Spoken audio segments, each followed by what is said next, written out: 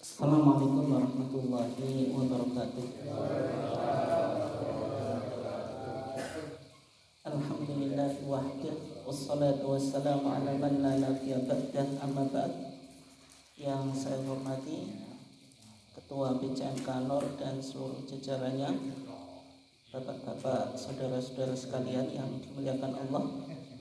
Alhamdulillah pada kesempatan ini kita diizinkan oleh Allah Subhanahu wa taala untuk menghadiri kajian rutin ketarjian dalam keadaan sehat walafiat. Salawat dan salam semoga tetap terlimpahkan kepada junjungan kita Nabiullah Muhammad sallallahu alaihi wasallam, keluarganya, sahabatnya, dan seluruh orang yang mengikuti sunnahnya sampai hari kiamat. Bapak dan saudara sekalian yang dimuliakan Allah, sebenarnya kita ingin membahas tentang manhaj tarjih, tapi saya nggak tahu filenya kemarin sudah di print out, di copy atau belum? Belum ya, karena belum. Mungkin kita coba isi topik yang mungkin perlu untuk kita kaji kembali, meskipun pernah kita kaji ya. Apalagi topik ini yang lagi ngetren di medsos, di dunia di media sosial, tentang masalah kunut dan tahlilan. Sebenarnya posisi Muhammadiyah atau pandangan Muhammadiyah dalam masalah kunut dan tahlilan itu bagaimana? Nah, isu ini muncul lagi karena di bulan yang lalu atau beberapa minggu yang lalu ada peringatan 1 abad NU, termasuk PAN, Partai Amanat Nasional, itu menggelar simposium nasional 1 abad NU yang dilaksanakan hari Sabtu tanggal 18 bulan 2 2023, yang mana dalam acara tersebut yang salah satu pembicara yang diundang yaitu Dai Muhammadiyah, yaitu UWAH ya, Ustadz Adi Hidayat. Dan selamat juga karena beliau sekarang resmi menjadi wakil ketua 1 Majelis Tabligh gitu. Nah, itu UWAH atau Ustadz Adi Hidayat dalam tausiah atau dalam kajiannya tersebut itu sebenarnya mengangkat 2 isu yang selama ini menjadi politik identitas, menjadi pembeda antara NU dan Muhammadiyah. Yang pertama kunut, yang kedua tahlilan. Yang jelas saya tidak mengomentari Ustadz Adi Hidayat ya.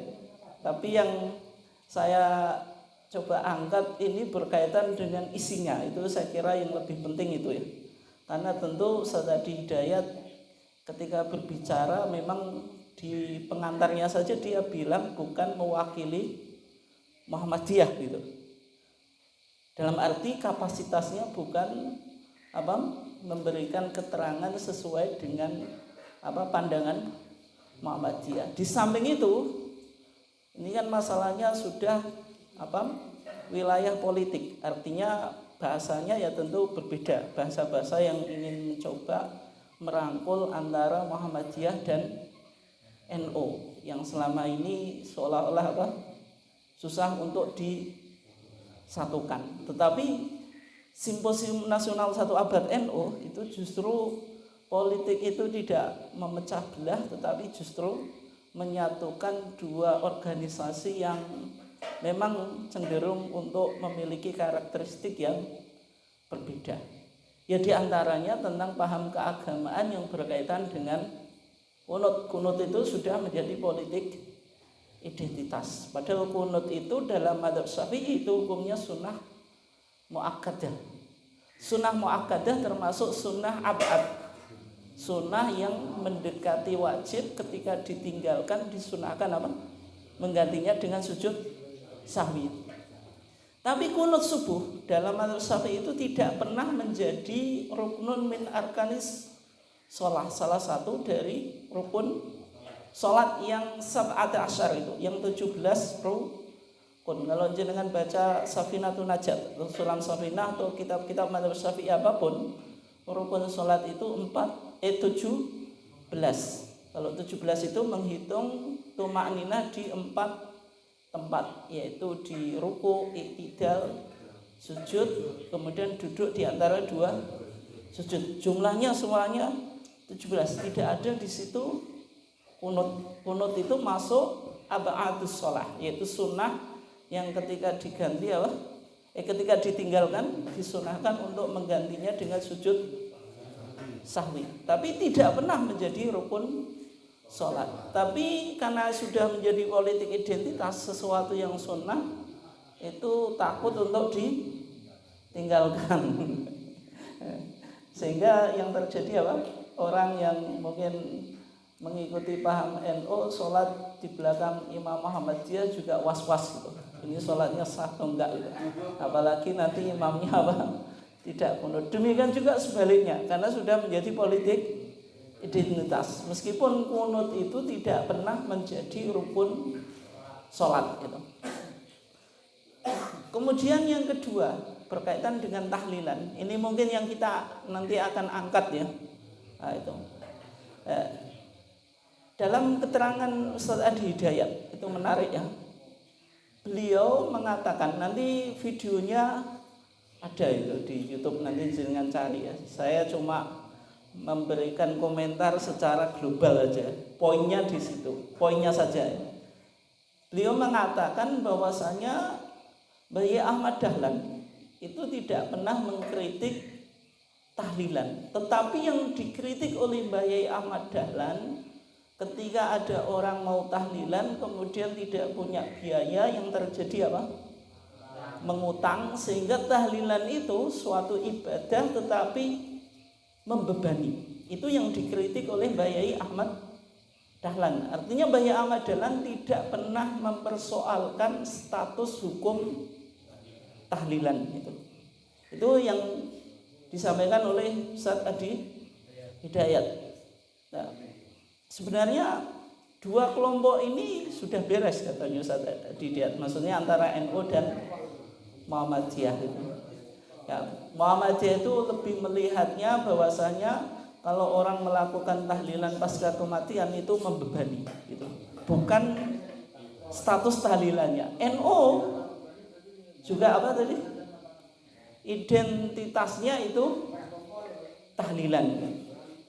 Nah, di situ ya. Oke. Nanti ini kesimpulannya nanti saya aja tidak mengomentari Ustaz Adi Hidayat, hanya saja ingin mencoba diskusinya di mana. Itu kan kita artinya dari segi keilmuan bagaimana, apakah betul Bayi Ahmad Dahlan misalnya tidak pernah mengkritik tahlilan. Yang dikritik tahlilan itu ibadah, tetapi ketika orang mau melakukan tahlilan harus ngutang, itu yang tidak boleh. Kayak misalnya jenengan haji itu ibadah, tapi kalau jenengan mau berangkat haji, punya sawahnya dijual semuanya, ya bisa berangkat haji. Tapi pasca haji nanti nggak ada yang dimakan. Bukan ibadah hajinya, ibadah haji ya tentu rukun Islam. Tapi kalau ada seorang muslim misalnya mau melakukan ibadah haji, itu semua tanahnya dijual, kemudian bisa berangkat haji. Itu yang dikritik yang mananya? Hajinya atau jual tanahnya? Bukan. Tahlilan itu semacam itu. Tahlilan itu artinya tidak ada masalah. Yang menjadi masalah ketika praktik di masyarakat, tahlilan itu membebani itu. Itu 2 hal yang beda ya, bisa ditangkap ya poinnya. Oke. Tapi kalau kita lihat sebenarnya ketika kita bicara tentang tadi sikap Bayi Ahmad Dahlan, ada sebuah buku yang ditulis oleh murid termudanya Bayi Ahmad Dahlan, yaitu Kiai Haji Raden Hajid, yaitu pelajaran Kiai Haji Ahmad Dahlan, 7 falsafah ajaran dan 17 kelompok ayat Al-Quran. Di halaman 101, Kiai Haji Raden Hajid menyebutkan ada beberapa bid'ah yang sudah diberantas oleh Mbah Yai Ahmad Dahlan. Jumlahnya 12. Nanti kalau jenengan punya bukunya ini, mungkin sudah ada yang punya atau belum? Nah, buku ini penting. Kenapa kok penting? Karena Mbah Yai Ahmad Dahlan itu tidak pernah menulis kitab atau menulis buku. Tetapi ada salah satu murid Mbah Yai Ahmad Dahlan, yaitu Kiai Haji Raden Hajid. Ini saksi hidup. Dan Raden Hajid ini mencatat pemikiran-pemikirannya Mbah Yai Ahmad Dahlan itu apa gitu. Artinya pemikirannya Mbah Yai Ahmad Dahlan itu dibukukan menjadi sebuah buku namanya Pelajaran Kiai Haji Ahmad Dahlan. Di halaman 101, Kiai Haji Raden Hajid menyebutkan bahwasannya Mbah Yai Ahmad Dahlan semasa hidupnya itu berhasil memberantas ada 12 item bid'ah. Di antaranya poin yang ketiga ya. Ketika ada orang yang meninggal, selamatan 3 hari. Baca tahlil tiap-tiap malam sampai 7 hari. Selamatan 40, 100, 1000. Berarti mulai apa Pak? Setelah kematian sampai mitung dinani, terus matang puluh dinani, nyatusi, nyewu, terus haul itu ulang tahun kematian tiap 1 tahun. Dengan bacaan tahlil di muka jenazah dengan lagu dan suara keras. Kalau jenengan simpulkan dari pernyataan Kiai Haji Raden Hajid ini, yang merupakan saksi hidup apa yang diajarkan oleh Mbah Yai Ahmad Dahlan. Kalau bahasa ini berarti Mbah Yai Ahmad Dahlan itu mengkritik tahlilan, karena ibadah tahlilan itu terkadang menyusahkan dari sisi sosial atau juga substansinya. Maksudnya tahlilannya juga dikritik. Nah, itu bisa jadi dua-duanya. Bisa juga kalau kita lihat kan ini pada praktek ibadahnya, bukan sisi sosialnya, bahwasanya ibadah tahlilan itu membebani gitu. Nah, sehingga kalau kita simpulkan dari pernyataan Kiai Haji Raden Hajid ini, ya seolah-olah Mbah Yai Ahmad Dahlan itu memang sudah mengkritik tentang masalah tahlilan. Terlebih tahlilan itu menyusahkan, bahwasanya orang mau melakukan tahlilan harus membawa atau punya modal yang besar. Oke, sekarang dalam pernyataan Ustaz Adi Hidayat itu menarik Pak. Sebenarnya NU dan Muhammadiyah itu sama-sama tahlil. Cumanya kalau Muhammadiyah itu tahlilun, kalau NU itu tahlilan. Berarti kalau tahlilun itu marfu. Marfu itu dibaca di domahkan. Kalau NU itu tahlilan dibaca mansub, yaitu di fathahkan gitu. Jadi kalau marfu itu dibaca domah, kalau mansub dibaca kasroh, fathah, mohon maaf ya. Sehingga Muhammadiyah memakai isim yaitu tahlil, tapi kalau NU memakai masdar yaitu halala yuhallilu tahlilan gitu. Sehingga sebenarnya nggak ada masalah gitu. Makna marfu atau raf'un itu mengangkat. Sehingga kalau makna raf'un, kalau Muhammadiyah kan bacanya tahlil. Kalau ini kan diwakafkan. Kalau dibaca utuh ya tahlilun gitu. Artinya kan marfu. Marfu itu diangkat. Ini ada nilai filosofisnya, Pak. Meskipun ini godak-gadik matuk loh, tapi kadang yang penting Pak gitu. Yang disampaikan Ustaz Adi Hidayat itu memang ya sedikit godak-gadik matuk tapi rasional Pak. Kemudian kalau NU tahlilan mansub itu apa? Ditegakkan. Kalau marfu diangkat. Ini berdasarkan konteks mayit. Marfu itu diangkat. Tahlilannya orang Muhammadiyah itu ketika nyawa itu diangkat. Maksudnya orang Muhammadiyah itu mentalkin ketika ada mayit sakaratul maut. Sehingga tahlilan kita atau tahlilun kita itu mentalkin mayit yang mau meninggal, karena Rasulullah bersabda lakinu mautakum la ilaha illallah. Makna mautakum itu man hadarahul maut, orang yang mau kedatangan kematian, sebagaimana dalam Fathul Mu'in. Kenapa kok dipahami semacam itu? Padahal mautakum itu jamak, mufradnya mayit. Mayit jamaknya mauta, punya makna hakiki, punya makna majazi. Mautakum itu mana hakikinya ya berarti orang yang sudah meninggal, nyawanya sudah dicabut atau sudah terlepas dari badannya. Tapi yang kedua, mayit yang jamaknya mauta itu apa? Maknanya majazi, orang yang mau meninggal. Kenapa kok kita maknai majazi gitu?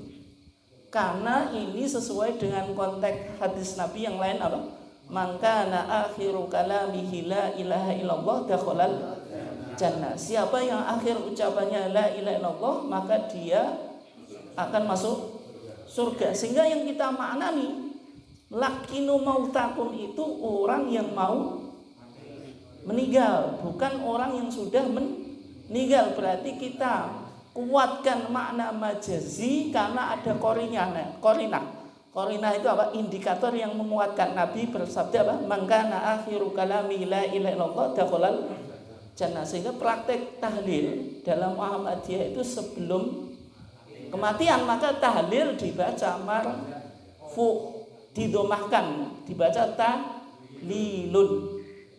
Tapi kalau di NU itu tahlilan, Pak. Ini bahasa Arab, Pak. Meskipun ada orang Muhammadiyah selemetan, tahlilan itu apa? Pasar tambah pasaran. Nanti kalau tahlil tahlilan, kalau pasar tenan pas, kalau pasaran apa, Pak? Mainan, bukan semacam itu. Meskipun itu ya godak-gadik matok ya itu. Tapi secara keilmuan ya memang kadang ya enggak betul. Meskipun kadang ya kita pakai tahlilan itu ya bahasa Arab, tapi dia posisinya masdar.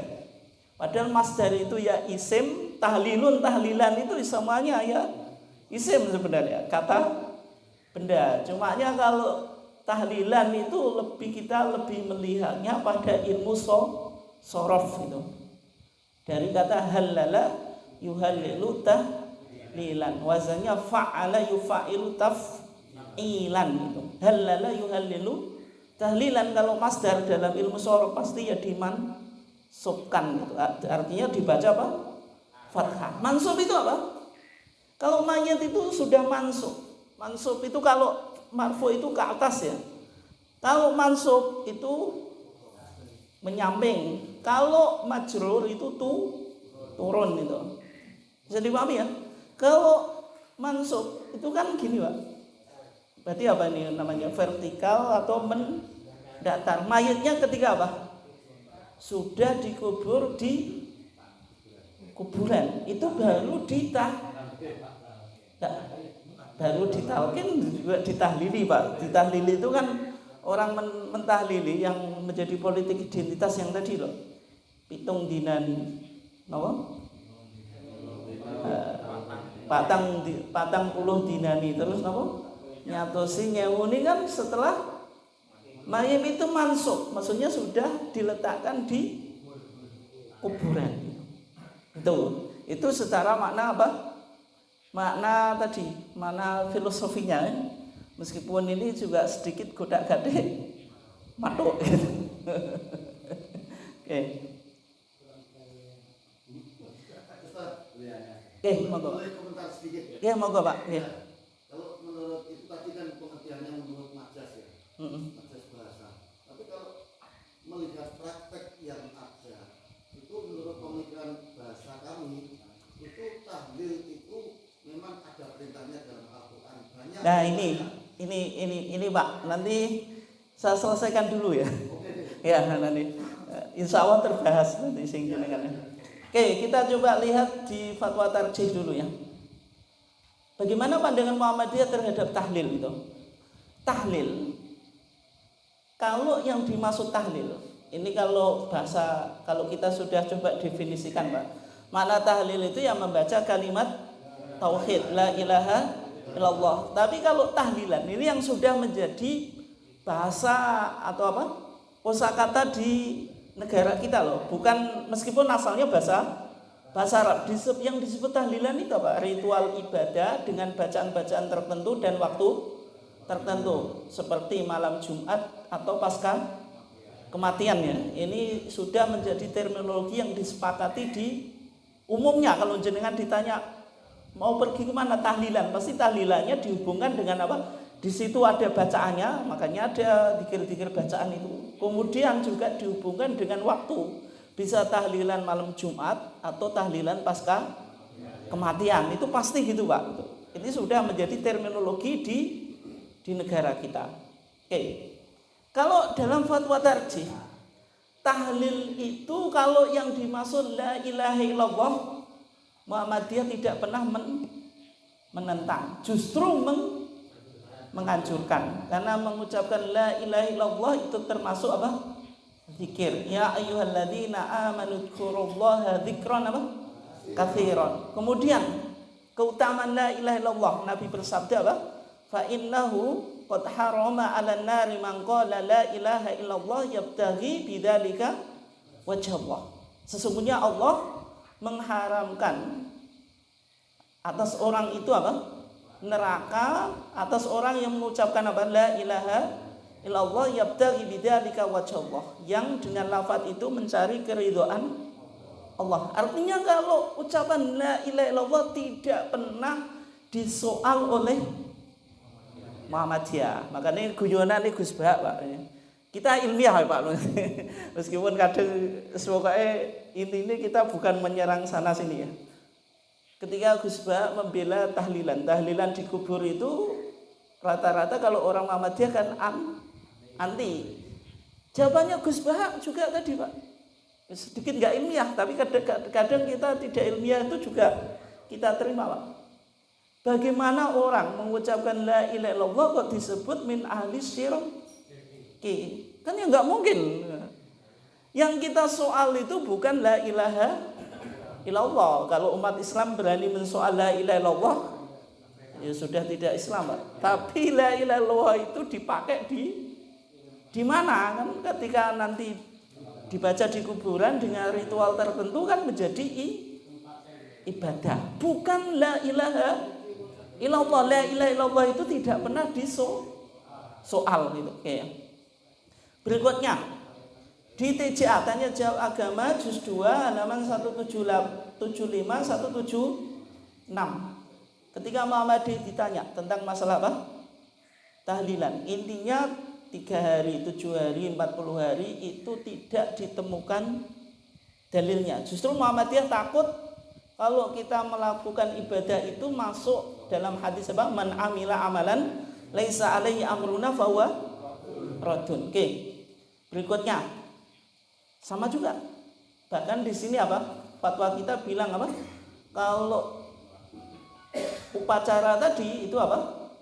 Dilakukan oleh pemeluk agama Hindu. Dan di sini apa? Dijelaskan bagaimana sikap para sahabat yang berasal dari background Yahudi. Ketika mereka masuk Islam itu tidak mau meninggalkan tradisi Yahudi. Di antaranya Abdullah bin Salam. Maka turunlah ayat ya ayyuhalladzina amanu dkhulu fis-silmi kafah. Ini maksudnya dihubungkan dengan konteks Nusantara Pak. Asal mulanya Nusantara agamanya apa? Hindu dan Buddha, memiliki diantaranya upacara kematian yaitu tadi.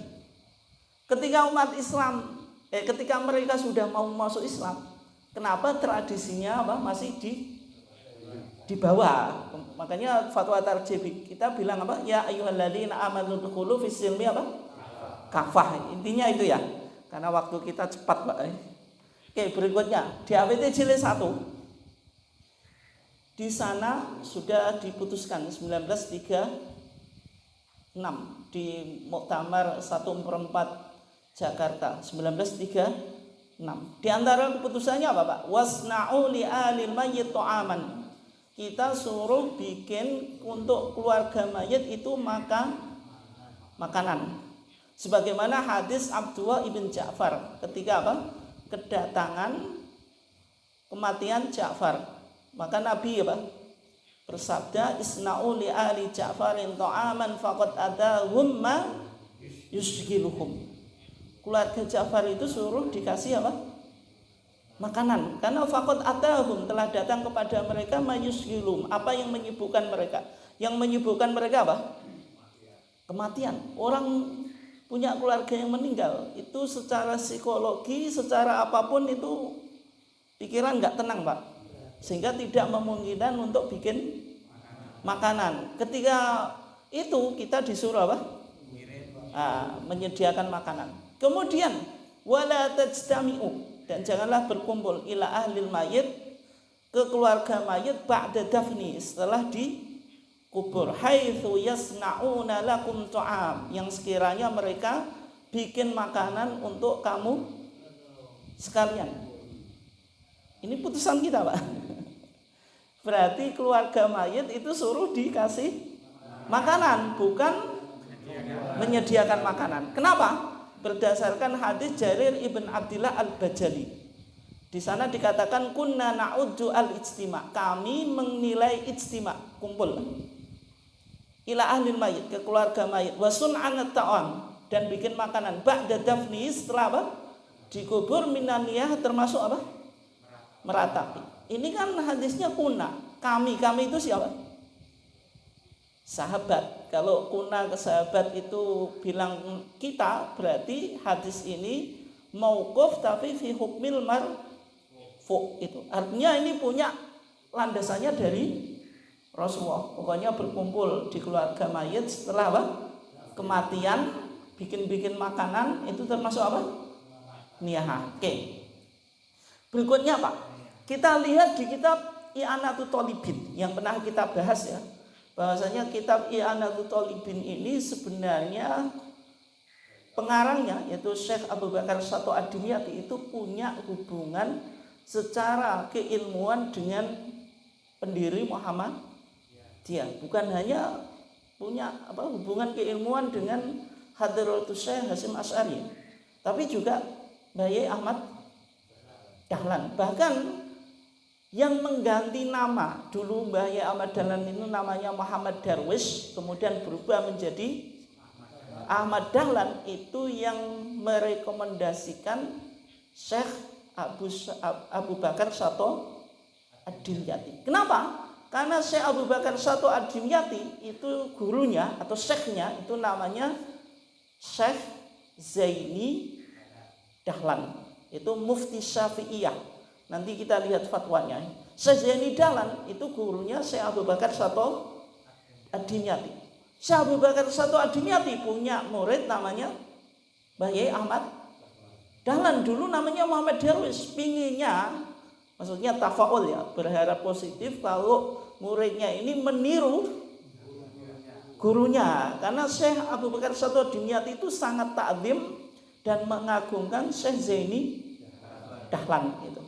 Artinya kalau saya punya murid, saya ganti namanya mengikuti guru saya, supaya Pak, murid saya meniru keilmuan guru saya. Contohnya semacam itu, Pak.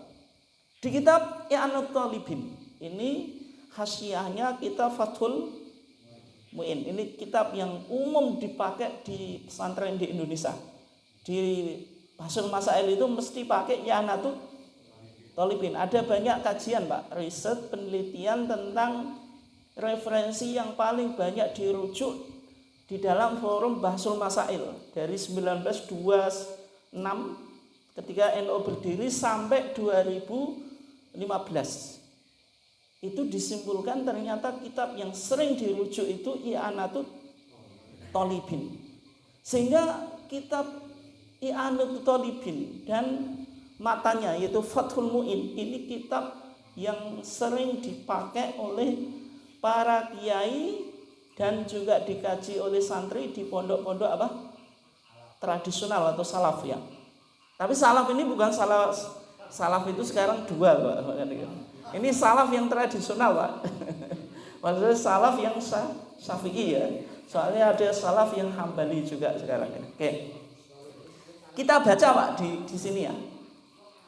Langsung yang saya kasih ini loh. Bisa diikuti ya, itu yang saya jijing itu.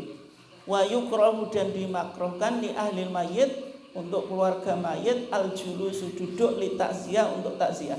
Coba ini wa sun'u ta'amin dan dimakruhkan apa? Bikin makanan. Ya jma'unan nas alaih yang mengundang manusia untuk berkumpul supaya makan apa? Makanan. Hukumnya apa? Wa yukrahu makruh. Kata siapa? Kitab I'anatul Talibin yaitu yang ditulis oleh Syekh Abu Bakar Sato Ad-Dimyati, gurunya Bayai Ahmad Dahlan. Kenapa kok disimpulkan demikian Pak? Nanti hadisnya sama dengan HPT kita. Makanya HPT kita itu bukan sebenarnya sama dengan dengan I'anatul Talibin. 5 rawa Ahmad berdasarkan hadis yang diriwayatkan oleh Ahmad an Jarir ibn Abdillah al-Bajali. Qal dia berkata kunna na'uddul ijtima, kami menilai kumpul ila ahli mayit ke keluarga mayit wa sun'ahum at-ta'am dan mereka bikin makanan ba'da dafnihi setelah apa? Dikubur minan niyaha termasuk apa? Meratapi. Sama enggak dengan pandangan tarjih? Sama, hadisnya sama enggak? Sama, hadis tarjih itu bilang gitu tadi. Hadis Jarir ibn Abdillah al-Bajali rawahu Ahmad, ini jenengan lihat di dalam HPT Kitabul Janazah sama dengan Fathul Mu'in. Coba lanjutannya Pak. Wa yustahabbulan dan disunatkan li jirani ahli mayit untuk tetangga-tetangga keluarga mayit. Walau ajaliba, sedangkan meskipun mereka ajalib, artinya bukan mahram. Wa ma'arifahum, hanya orang yang sekedar tahu. Wa illam yakunu jironan, meskipun dia bukan tetangga. Misalnya jenengan tahu kenal siapa meskipun beda di desa, itu jenengan tetap disunahkan di sini. Wa aqari bahu al-abaid. Bagaimana kalau kerabatnya bukan yang dekat tapi jauh, misalnya jenengan punya apa? Keluarga yang meninggal tinggalnya di Kapas Pak, jenengan di Kanor, kan tetap jauh kan, bukan tetangga, tetap disunahkan. Wa in kanu bi ghairi baladil mayit, meskipun mereka tidak tinggal di desa orang yang meninggal. Disunatkan untuk apa? Ayasna'u, supaya mereka membikin li ahli untuk keluarga mayit ta'aman, makanan yakfihim yang mencukupi mereka yauman wa lailatan, sehari semalam. Sama enggak dengan tarjih yang tadi wasna'u li ahli mayyiti ta'aman? Ya, suruh bikin makanan, meskipun di tarjih tidak dijelaskan berapa hari, tapi di Fathul Mu'in dijelaskan 1 hari semalam. Bahkan nanti keterangan berikutnya Pak, tidak hanya sehari semalam, sampai apa? Dia tidak sibuk. Misalnya 2 hari kok belum, masih sedih, belum sempat bikin makanan, itu tetap disunahkan. Tapi secara umum apa? Patokannya sehari semalam. Berikutnya Pak, ini kan biar kita cepat ya, nanti biar langsung tanya jawab. Ada fatwa dari Baladul Haram. Baladul Haram itu mana? Mekah. Itu. Fatwa ini lintas mazhab Pak. Lintas mazhab. Kalau lintas mazhab itu ya kita awali dari Syafi'i dulu. Syafi'i, Hanafi, Maliki dan Hambali. Semua mufti dari 4 mazhab. Karena dulu Pak, di Masjidil Haram, orang Jawa itu atau Nusantara itu disebut dulu ashabu Jawiyin. Mereka orang-orang Jawa, termasuk Mbah Yai apa? Nawawi al-Bantani, Muhammad Arsyad al-Banjari. Dulu kiblat ilmu itu ya di Masjidil Haram. Ini sebelum Masjidil Haram berubah ke apa sekarang? Ke Hambali atau ke Salafi ya. Tapi dulu apa? kita punya hubungan network dengan Masjidil Haram. Oleh Syekh Abu Bakar Syato Ad-Dimyati, fatwa-fatwa dalam masalah tadi bikin makanan berkumpul itu dinukil. Ini bagaimana fatwanya? Tapi kita coba baca pertanyaannya. Saya langsung poinnya saja. Jaro al-urf ini maksud telah berlaku kebiasaan bi annahum yang tadhiruna ta'am. Kalau ada orang yang meninggal itu tetangga atau kerabat itu melakukan takziah. Ketika mereka takziah, mereka tidak hanya takziah tapi menunggu makanan. Sehingga ahlul mayit ketika banyak orang yang datang, Pak, dikasih suguhan enggak? Dikasih gitu. Kenapa? Masa ada tamu kok enggak dikasih suguhan? Karena mereka malu, apalagi nanti banyak tamu kemudian enggak dikasih suguhan. Kalau mereka malu tidak punya biaya, yang terjadi apa, Pak? Maka akan ngutang. Makanya ya takallufuna takallufan at-tamam. Mereka akan cari model untuk bagaimana bisa menyediakan makanan dan menghidangkan makanan dengan berbagai macam variannya. Ini sudah menjadi kebiasaan. Yang menjadi pertanyaan di sini, Pak, apakah waliul amri, orang yang punya otoritas, itu boleh mencegah kalau adat atau kebiasaan ini menyalahi sunnah Nabi? Itu yang dipertanyakan ya. Bisa dipahami ya pertanyaannya? Oke. Habis ini.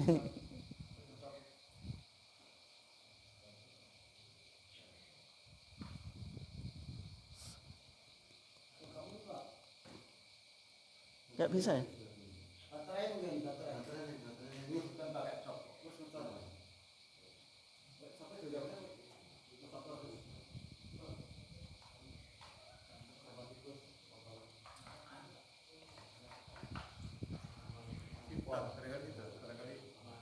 Kayaknya.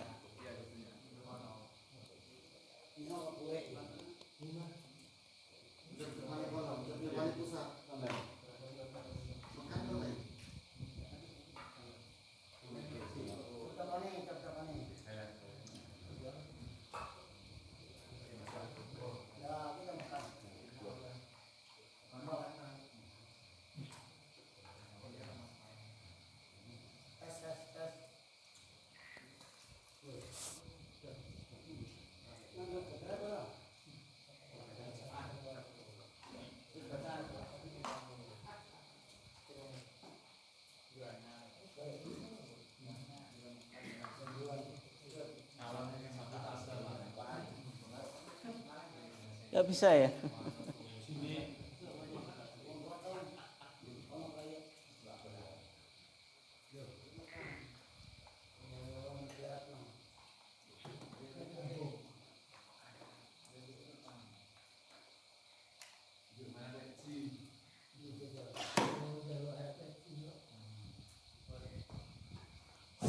Oke.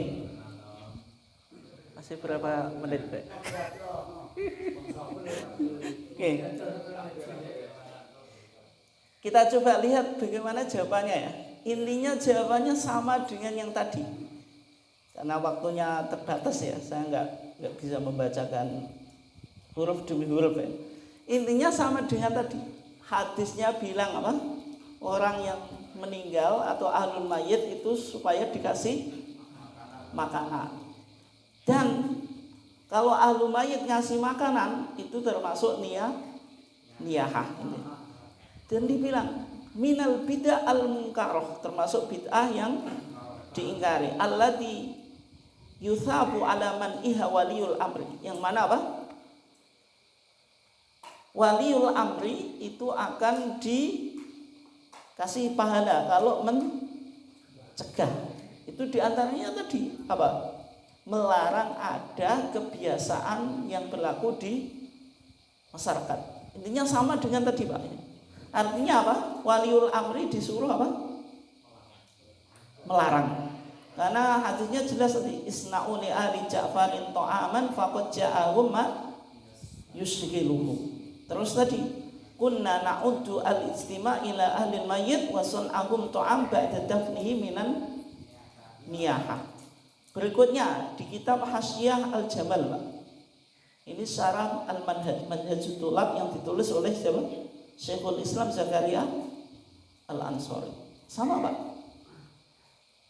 Di sana dikatakan wa minal bid'ah al-munkarah, termasuk bid'ah yang diingkari, wal makruh fi'luha, dan dimakruhkan melakukan apa? Ma yaf'aluhun nas, apa yang dilakukan oleh manusia. Minal wahsya wal jam'i wal arba'in, berkumpul dan juga 40. Kalau 40 itu berarti di sini di negaranya pengarang Hasyiah Al-Jamal ala Syarhil Manhaj itu sudah ada kebiasaan semacam itu. Maksudnya pasca kematian 40 hari. Bal kullu dzalika haram. Bahkan semua itu haram. Berarti kalau di konteks Nusantara ya 7 hari, 40, 100 dan seterusnya ya. Ingkana min malin mahjurin. Apalagi kalau hartanya itu harta yang tidak boleh ditasarufkan. Au min mayyitin alaihi dainun, atau hartanya itu kalau misalnya harta dari mayit yang sebenarnya dia punya hutang, seharusnya wajib apa? Digunakan untuk menyaur hutangnya, karena nafsul mukmin apa? Mu'allaqatun bidainihi hatta yuqda anhu. Tapi kok malah dibikin tadi tahlilan itu. Atau misalnya mayitnya meninggalkan anak yatim. Anak yatim ini kan butuh masa depan yang jelas, Pak. Kemudian hartanya dikurangi karena untuk tadi apa? Tahlilan itu. Aw yatarattab alaihi dararun. Pokoknya kalau terjadi kemudaratan itu tidak boleh, dan ini yang juga dikritik oleh Mbah Soleh dalam bukunya Majmu'ah Asy-Syariah Al-Kafiyah Lil Awam. Itu Pak Solikin kemarin bagi-bagi buku itu, nggak tahu gratis atau gimana itu. Ada. Beli. Tahu intinya nanti jenengan baca di situ ya, di Kitabul Janazah itu sama. Nanti kesimpulannya ini ya. Mbah Soleh Darat mengkritik kalau tahlilan itu dari misalnya orang yang meninggal punya anak yatim, atau kalau orang yang mayitnya itu punya hutang. Berarti beliau baca di Hasyiah Jamal, memang rujukannya kalau jenengan lihat bukunya Mbah Soleh Darat, di antara rujukannya itu Syarah Al-Manhaj. Maksudnya apa? Kitabnya ini kitab yang ditulis, yang dinukil oleh pengarang kitab Fathul I'anatul Talibin. Artinya sama, Pak. Oke.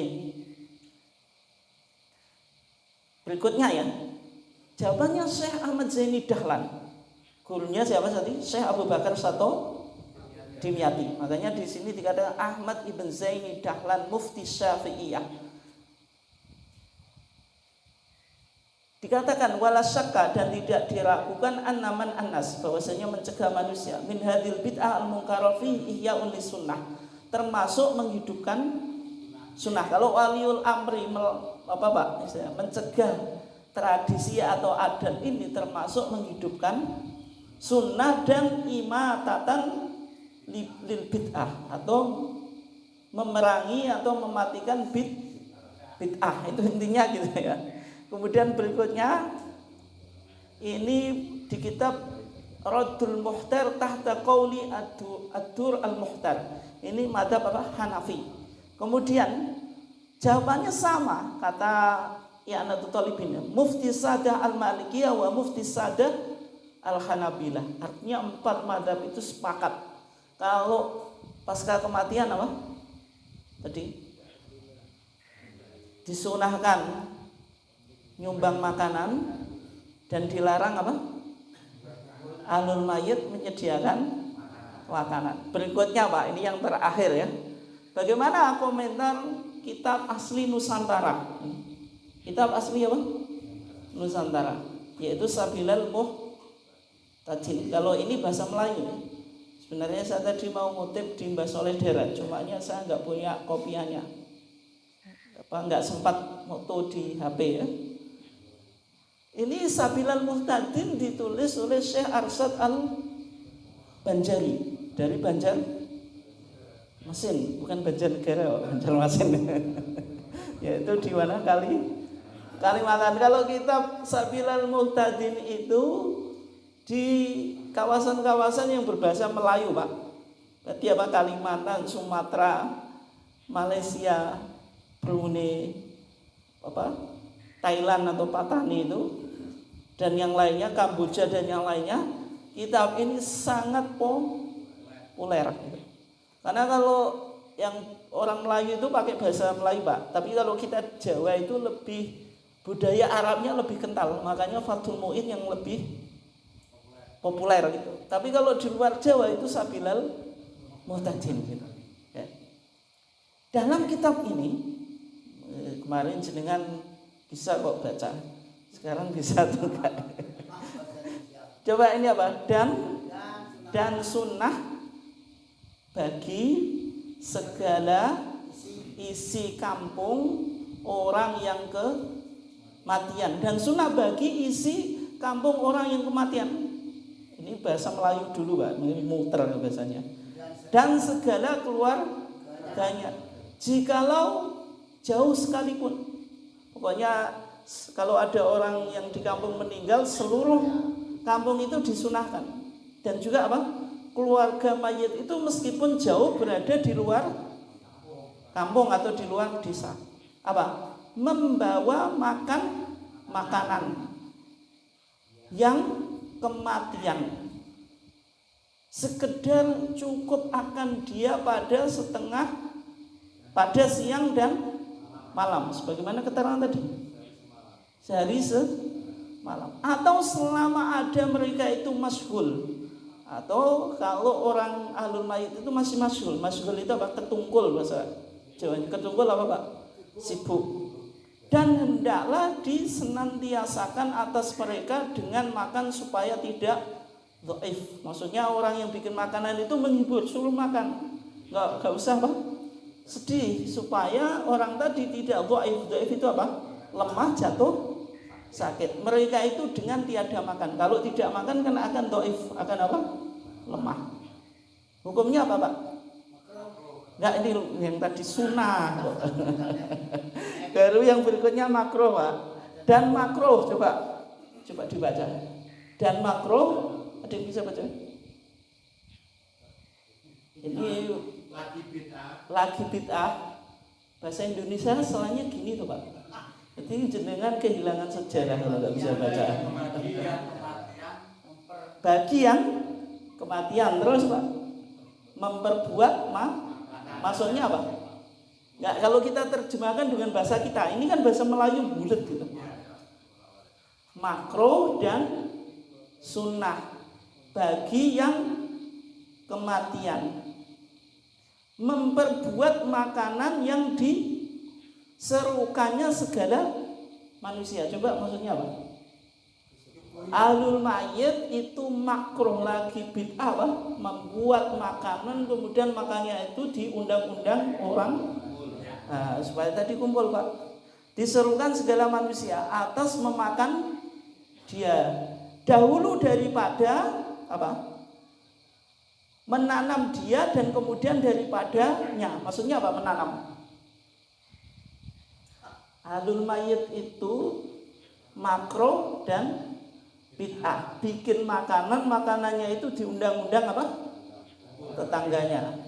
Baik ini dilakukan sebelum mayitnya itu dikuburkan atau sesudahnya. Ini malah kotok tenan, Pak, itu fatwanya.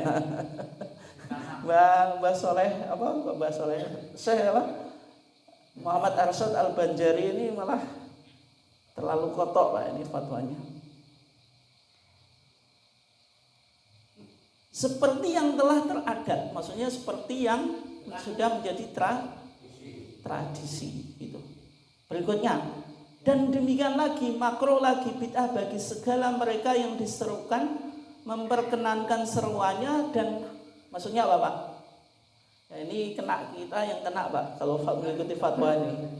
Maksudnya apa? Kita dimakruhkan untuk mendatangi. Berarti mendatangi tahlilan hukumnya apa Pak? Kalau Syekh Muhammad Arsyad Banjari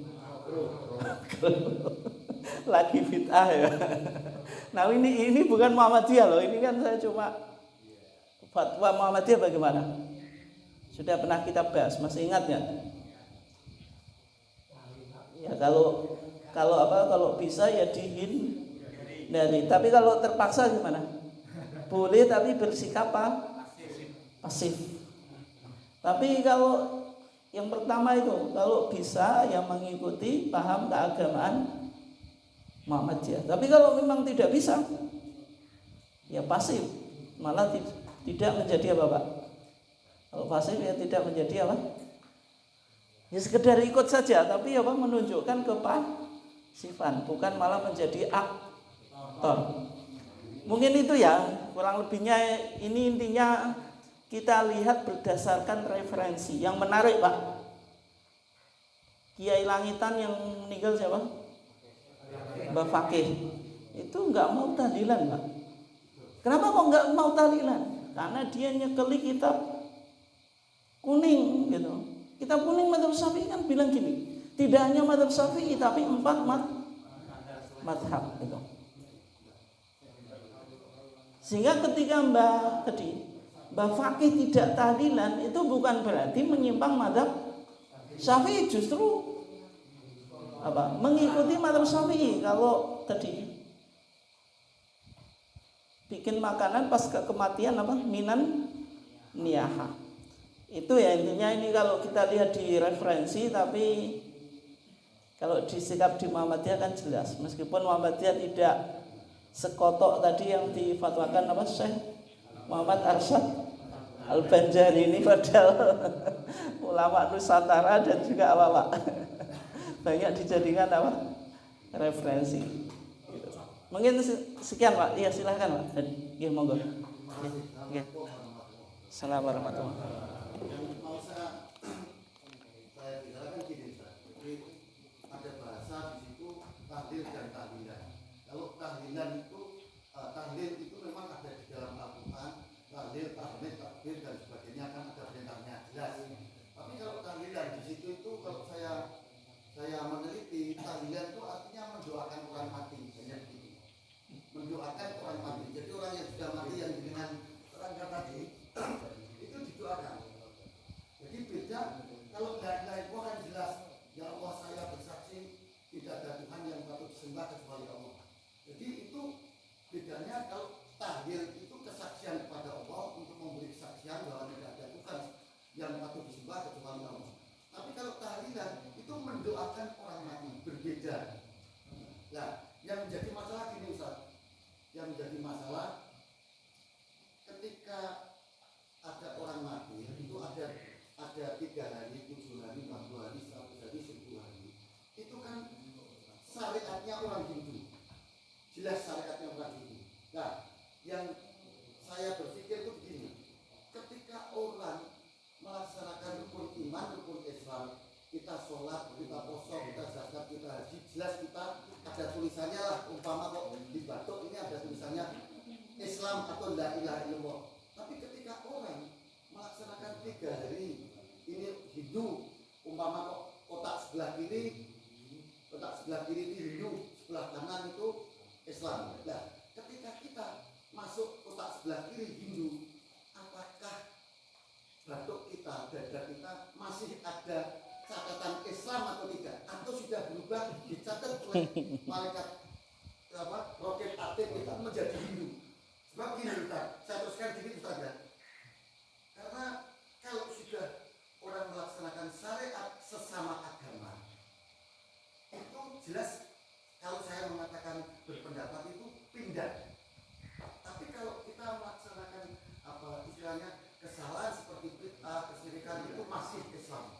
Tapi kalau kita melaksanakan syariatnya agama sesama agama, saya mempunyai pemikiran itu pindah. Nah, yang jadi masalah gini, kalau nanti Allah itu memberikan ketentuan bahwa kalau kamu itu melaksanakan syariatnya agama Hindu, berarti kamu sudah ditulis oleh roket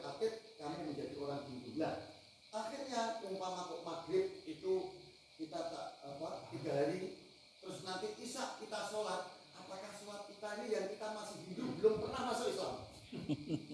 Sholat poso zakat haji apakah masih diterima? Itu kalau memang nanti Allah memberikan ketentuan bahwa kamu keluar dari Islam, artinya murtad. Demikian Ustaz, dengan komentar itu. Ya, terima kasih ya. Yang pertama berkaitan dengan istilah atau terminologi, gitu. Istilah atau terminologi. Yang pertama, ini dari segi bahasa Arab. Tahlilun itu marfu ya atau rafa' ya. Tahlilan itu mansub, yaitu apa? Fathah. Kalau marfu dhammah. Kalau mansub fathah. Berarti tahlilan itu memang bahasa Arab. Kalau dari segi nahwu tergantung i'rabnya, dia posisinya apa gitu loh. Kalau dia posisinya di isim-isim yang marfu, misalnya seperti apa? Fa'il, mubtada, khobar dan seterusnya, ya pasti hukumnya dibaca marfu atau dhammah alamat yang aslinya gitu. Tapi kalau dia posisinya menduduki isim yang mansubat, isim-isim yang dibaca nasab, maf'ul bih dan seterusnya itu, atau misalnya hal, maf'ul mutlak dan seterusnya, ya tentu dibaca mansub atau fathah. Jadi dari segi bahasa Arab memang tahlilun sama tahlilan itu yang membedakan hanya harokatnya. Itu ya. Nah, Ustaz Adi Hidayat itu menarik Pak, karena makna kemudian dibawa ke makna filosofis. Meskipun kita bisa pahami itu juga otak-atik matuk gitu. Tapi memang yang matuk betulan Pak gitu. Tahlilun itu berarti marfu, menunjukkan kalau orang Muhammadiyah pakai tahlil, orang Muhammadiyah tidak pernah tahlilan gitu. Kenapa kok tahlilun tadi dihubungkan dengan posisi mayit gitu? Marfu itu berarti ruhnya yang diangkat, sehingga orang Muhammadiyah itu mentahlilkannya ya dengan mentalkin sebelum sakaratul maut. Tapi orang NU tahlilan itu mansub ketika mayitnya sudah dikubur gitu. Sehingga tahlilan di NU ya pasca kematian. Itu yang lebih populer ya, meskipun orang NU ya tetap talqin ya Bang. Saya talqin sebelum mati. Tapi ini yang lebih kosakata yang lebih dominan. Jadi cuma itu saja gitu. Itu semuanya bahasa Arab. Mau dibilang tahlilun, tahlilan atau tahlilin itu tergantung i'rabnya atau structure atau posisinya sebagai apa gitu. Iya. Tapi kenapa kok tahlilan disebut tadi? Kalau dimansubkan atau sadar di ayat memang secara sorof ya halala yuhalilu tahlilan itu sebagai masdar. Kalau bahasa Arab nggak ada masalahnya. Kemudian yang kedua, dari sisi bahasa Indonesia. Dalam bahasa Indonesia itu ada kata-kata serapan. Yang paling banyak serapan dari bahasa Arab itu. Tahlilan itu asalnya tahlil bahasa Arabnya, kemudian dapat imbuhan an gitu. Tahlilan gitu. Apa Pak? Tapi bukan selemetan kita kan, kalau tahlil serius, kalau tahlilan apa? Dolanan. Itu dari bahasa Indonesia. Kalau disebut tahlilan sudah menjadi terminologi tertentu ya.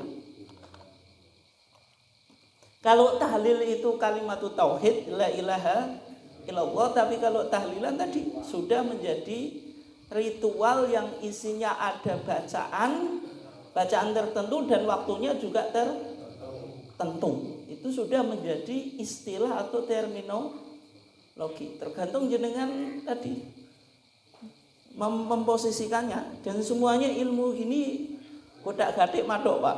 Ora enek kebenaran mutlak gitu.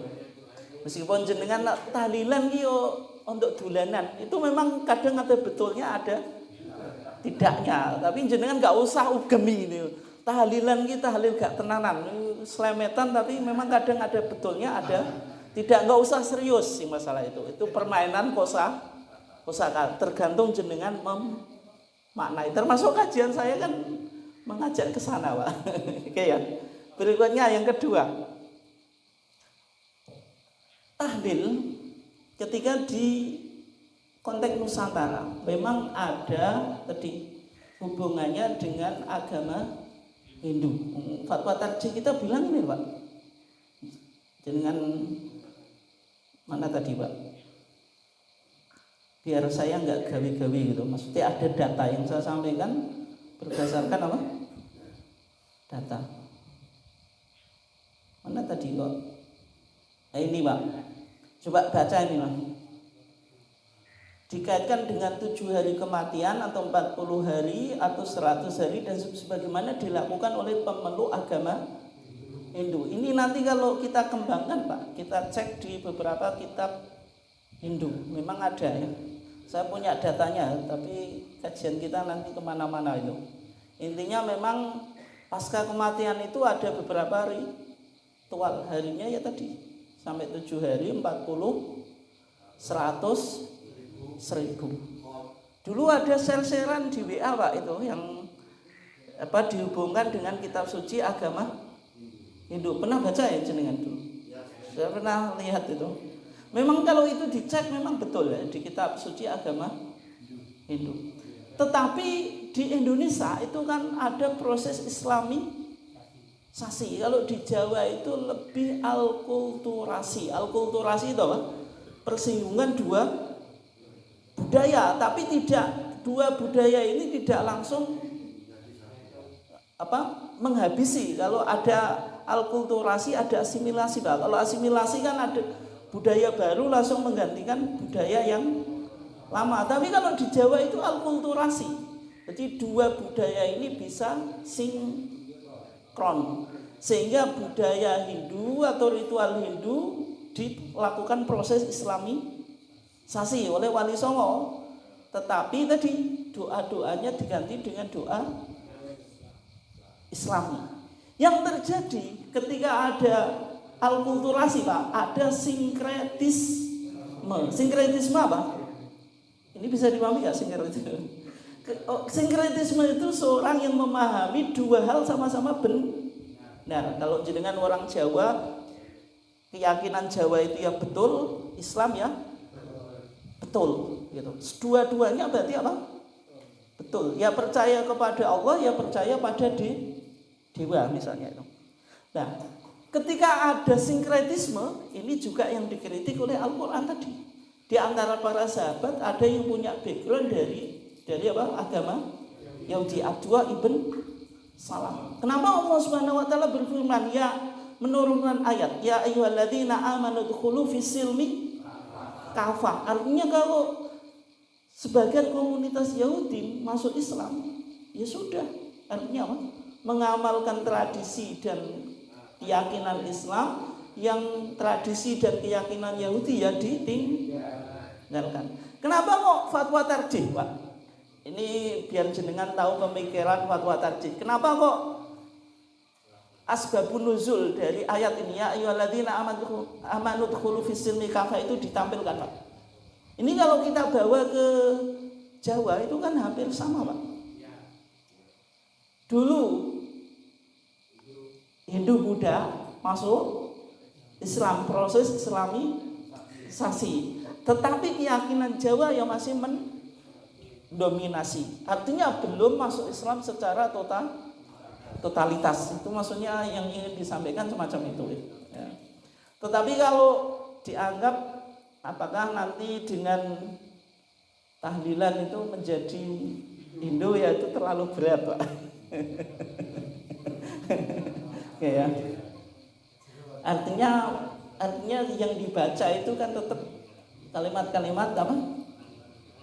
Kalimat-kalimat tahlil itu. Di antaranya la ilaha illallah itu kita sepakati ya. Kemudian yang kita tidak sepakati mungkin kirim doa itu atau ila hadrah al-Mustafa itu Al-Fatihah. Kemudian kepada orang yang meninggal itu saja. Kemudian beberapa tawasul itu yang kita tidak sepakati. Kalau dibilang keluar agama tidak, tapi kalau mungkin bid'ah, tapi Muhammadiyah yang menariknya tidak pernah bilang bid'ah tadi. Hanya apa? Tidak ditemukan dalilnya dan kita takut masuk man amila amalan laisa alaihi amruna fahuwa raddun. Itu sikap apa? Sikap Muhammadiyah, sangat hati-hati. Mungkin ada yang lain atau kita cukupkan? Ya, monggo Pak. Dari tampilan berbagai kitab mulai dari I'anatul Talibin, mulai Sabilul Muhtadin dan lain-lain tadi, itu kan secara umum dipakai rujukan oleh orang Nahdliyin. Tapi praktek di lapangannya kan jauh panggang dari api, jauh dari kitab yang dia pelajari. Itu kok berani-beraninya dia kiainya terutama itu mentakwil kitab-kitab sehnya sendiri, sehingga itu kalau dirunut dosanya kok berani dia menanggung dosanya seperti itu. Terima kasih. Ya. Tapi bukan berarti ya kiai-kiai atau santri-santri pesantren salaf itu tidak tahu redaksi ini, sangat tahu mereka. Tetapi melakukan takwil itu. Ya diantaranya tadi, yang haram itu kalau ingkana min mali mahjur, kalau harta yang dipakai itu harta yang tidak boleh ditasarufkan, atau dari harta yang ditinggalkan mayit, mayitnya belum bayar hutang. Tapi kalau tahlilan sekarang itu kan nggak merasa terbebani Pak gitu. Dan hartanya juga tidak selalu dari tinggalan mayat, bisa jadi keluarganya itu saling patungan atau urungan, sehingga tidak terbebani. Ya itu, ya mereka melakukan takwil semacam itu Pak. Umumnya pasti perdebatannya ke situ. Orang tahlilan sekarang itu malah senang Pak, malah badi bareng Pak.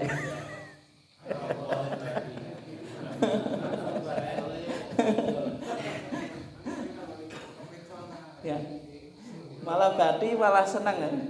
Nggak ada orang tahlilan yang merasa susah, itu omongannya, tapi secara umum ya tetap merasa terbebani. Itu kan orang beretorika Pak, tetapi kitabnya memang semacam itu. Ingkana min malin mahjurin ini menunjukkan kalau bid'ahnya lebih besar.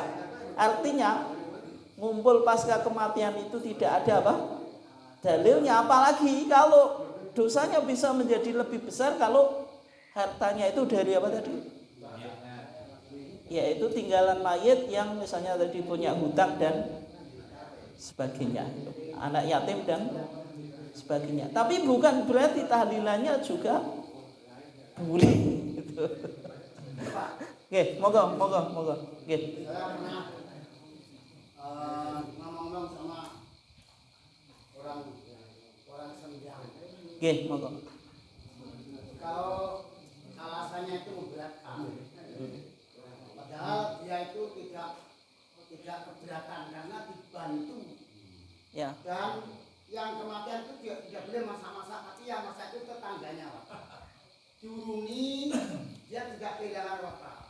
Katanya orang sedang yang biasa, saking bote merasa meninggal tahlilan. Karena kalau alasannya itu seperti soleh darat makruh yang ya itu mengkarot, ya diuruni Pak. Jadi yang siji Pak, saya mau siji. Tok pilih tiga. Tapi kebanyakan ya menjual tanah untuk mati. Anak sudah kok mati lagi. Ya, tinggalan sak pirang-pirang kok. Ya. Ya memang itu ya termasuk kita ya. Maksudnya kalau di Muhammadiyah tidak pakai tahlilan, terus masa orang yang hadir takziah nggak ada Pak jaminannya itu. Tapi kalau di fatwa tarjih dibahas Pak. alasannya majelis tarjih kalau orang yang takziah itu makan makanan itu juga tidak haram secara mutlak. Kenapa?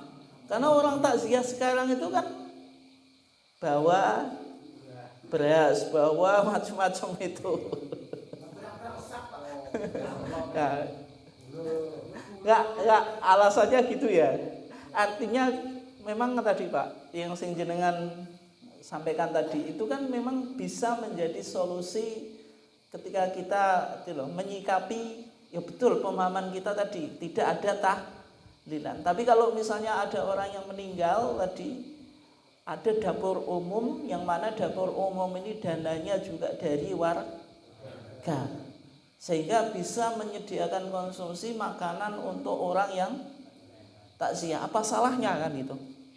Artinya itu kan meringankan. Yang kedua, orang yang tadi yang bertakziah itu kan tidak memakan makanan langsung dari ahlul mayit, tapi memang dari dapur umum. Memang semacam itu perlu dipikirkan ya, gitu.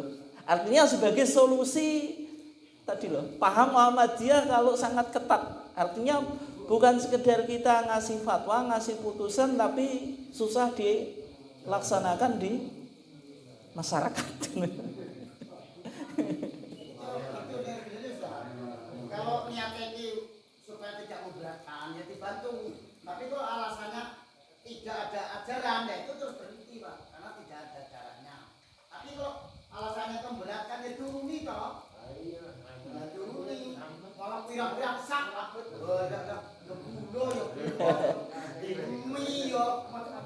ya, tapi kan yang menjadi masalah kan sampai harinya kan ditentukan juga, itu kan juga menjadi apa? Masalah.